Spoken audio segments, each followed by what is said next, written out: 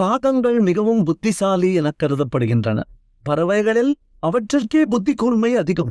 எல்லா விலங்கினங்களினுள் 4வது இடத்தில் வருகின்றன. அவர்களுக்கு நல்ல நினைவாற்றல் உள்ளது, நகல் செய்து நடிக்கத் தெரியும், கருவிகள் தயாரிக்கத் தெரியும், சீரான சமூக அமைப்பை கொண்டுள்ளனர்.